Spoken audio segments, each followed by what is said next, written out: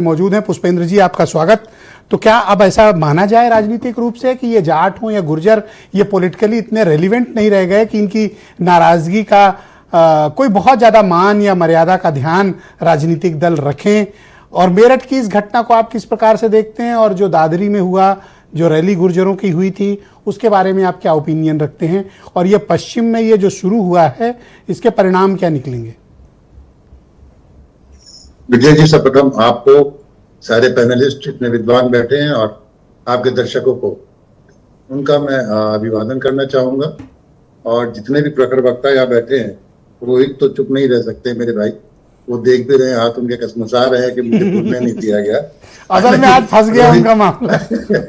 हालांकि रोहित ने एक बात बहुत स्पष्ट कर दूं कि उस झगड़े के बाद अगर ये पहले नहीं तो दूसरे तीसरे ऐसे व्यक्ति थे जो उदारवादी बने और जिन्होंने कहा, अपील की जाट समुदाय से कि भाई इन छोटी सी बातों में ना उलझा जाए, अगर मैं सही कह रहा हूँ। तो यही बात फर्स्ट पर्सन। नहीं, रोहित मेरे पसंदीदा है, इसीलिए आज इनको जबरदस्ती बुलाए जी। आज जहाँ तक बात रही, देखिए, सम्मेलनों की, और बहुत सारी चीजें चर्चा में आई, और जो आपने कहा कि ये डोमिनेटिंग तो है पर डिसीजिव नहीं है। अब क्या ये डोमिनेटिंग भी नहीं है, क्या ये कहना है?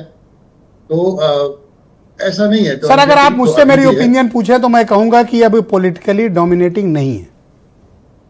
पॉलिटिकली डोमिनेटिंग, अगर आप पुराने जमाने की बात करें कि भाई बैलेट बॉक्स पे कुछ लोग गए, उनसे कहा कि तुम्हारा वोट डल गया है, तो वो बात तो खत्म हो गई, और वो डोमिनेंस तो खत्म हो गई। लेकिन ऐसा नहीं है। देखिए, बहुत से domination in terms of political representation sir, नहीं, उनके साथ काम करते हैं, सब कुछ करते हैं, तो थोड़ा मोबिलाइज वो कर लेते हैं। और दूसरी बात ये कि जिस समुदाय की हम बात कर रहे हैं, मेहनत कश है, लेकिन आज की तारीख में संपन्न भी है। अब संपन्नता के साथ कुछ चीजें आती है ब्रजेश जी, और संपन्नता के साथ आती महत्वाकांक्षा जी। Got my point sir? Yes yes yes, बिल्कुल ठीक है ना। तो वो अति महत्वाकांक्षा जो आ गई है, जो ओवर एम्बिशियस हो गए हैं, ये दोनों जो रैलियां थी, ये उसी का परिणाम थी। अगर पहले हम बात सकौती की कर लेते जाट पंचायत की, तो जैसा रोहित जी ने कहा कि भारतीय जनता पार्टी ने ऑर्गेनाइज की थी, या यूं कहिए कि संजीव बालियान जी ने ऑर्गेनाइज की थी। और इस रैली से अगर सबसे ज्यादा नुकसान किसी को हुआ है तो वो संजीव बालियान को हुआ है। कैसे? उसका उदाहरण दीजिए सर। मिलने के कैसे वो फंस गए हैं वहां पे। भगवंत मान ने रोहित को नहीं कहा था, उनसे कहा कि आप अपने कानों में उंगली डाल लीजिए, और उन्होंने मोदी जी के लिए बोला। अब ना तो उगलते बनती है ना निगलते बनती, क्या करें संजीव बालियान? और उसको लेके पूरे क्षेत्र में अगर आप चर्चा करेंगे तो सब कह रहे हैं कि संजीव बालियान ने क्या कर दिया। तो उनका ये निर्णय बड़ा गलत साबित हुआ, और जिस मकसद से वो जुटे थे वो मकसद पीछे रह गया। आप ये कहना चाहते हैं कि संजीव बालियान का ये राजनीतिक तौर पर एक आत्मघाती कार्यक्रम था?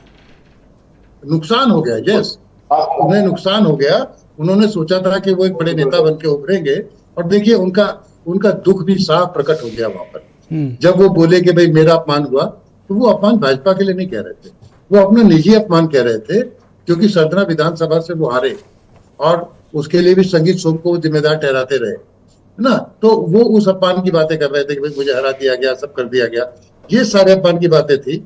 इसमें भी कोई शक नहीं है, जो रोहित जी ने कहा कि भारतीय जनता पार्टी में एक कद्दावर नेता इस एरिया में थे जाटों के, लेकिन क्या वो अपने कद को बरकरार रख पाए?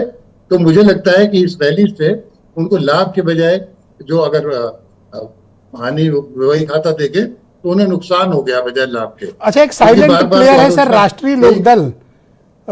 मैं इतना हार्ड वर्ड तो नहीं यूज करना चाहता, लेकिन माइल्डली मुझे लग रहा है कि पॉलिटिकली उनकी रिलेवेंसी अब कमजोर होती जा रही है। ब्रजेश जी, मैं इससे कैसे कहूँ, बहुत पूरी तरह तो आपके स्टेटमेंट से सहमति नहीं जताऊंगा। नहीं, मैंने इसीलिए थोड़ा हल्के शब्द बोले सर। जी, माइल्ड जी, जी, जी, जो आप कहना चाह रहे हैं, गॉट इट। अब वो रिलेवेंसी तो देखिए कम नहीं हुई है। अब जैसे उनको यहाँ बुलाया नहीं गया, या उन्होंने पार्टिसिपेट नहीं किया, इसका भी सवाल उठा कि अगर यहाँ पे राजकुमार सांगवान नहीं है और दूसरे जाट नेता नहीं है, सतपाल सिंह नहीं है, तो ये आखिर किसने ऑर्गेनाइज किया? तो वही मैं बार बार कह रहा हूँ कि संजीव बालियान को बजाय लाभ मिलने के, मुझे लगता है कि इससे नुकसान हो गया।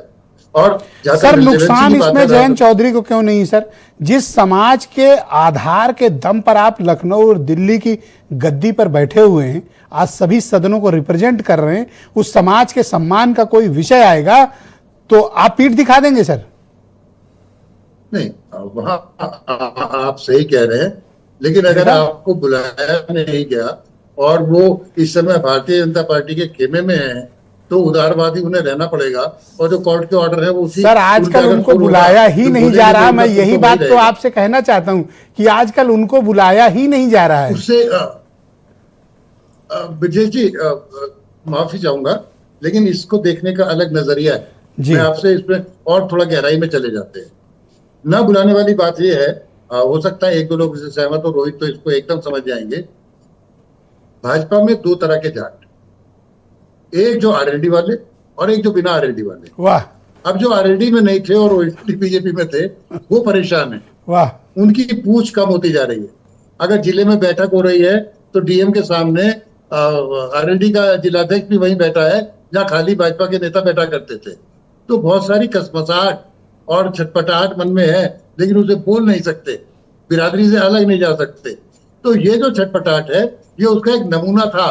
तो इसलिए मैं आरएलडी वाला फैक्टर आपको क्लियर कर दूं, it is in depth, reality is this कि वो छटपटाहट है और उनको ये लगता है कि एक ईर्ष्या भी हो जाती है कि भाई। अच्छा, एक बात और मैं साफ साफ आपसे पूछ लेता हूं, जाट समाज के पास राजनीतिक विकल्प क्या है?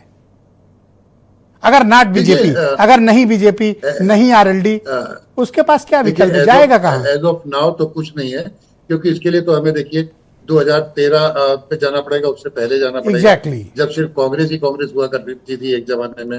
फिर चौधरी साहब ने अजगर समीकरण बनाया, चौधरी साहब की रहनुमाई उन्हें मिली, है ना। अब इस समय वर्तमान हालात में देखें तो अगर जाना चाहेंगे तो बसपा स्वागत करेगी, पर जाएंगे क्यों? कैसे जा सकते हैं? नहीं जा सकते। अच्छा, एक चीज और देखा आपने, पहले जो जाटों की पूछ थी राजनीति में, हर दल में बड़ी इज्जत थी, सम्मान था, स्थान था, कद था और हिस्सेदारी थी। पुष्पेंद्र जी, वो हिस्सेदारी और वो कद और वो प्रभाव लखनऊ दिल्ली में बड़ा डाइल्यूट हुआ है सर। इस बात को मानने में कोई बुराई नहीं है। इसी हिस्सेदारी पर मैं आता हूँ। आपकी बात बिल्कुल ठीक है। किसी समय देवीलाल उपमंडल रहे और आपके चौधरी चरण सिंह साहब ने देश का नेतृत्व कर दिया, वो स्थिति नहीं है। लेकिन देखिए, अभी तक थोड़े दिन पहले तक धनखड़ थे, यूपी में भूपेन्द्र चौधरी अध्यक्ष थे और लक्ष्मी नारायण चौधरी आज भी मंत्री हैं, है ना। तो भागीदारी आप देखेंगे तो विजय जी कम नहीं है, और यही गुजरों के साथ भी है।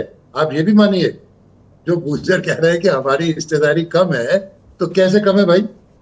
आप देखिए ना, उनकी संख्या के हिसाब से कैसे कम है। Thank you sir. मैं दूसरे चरण में आप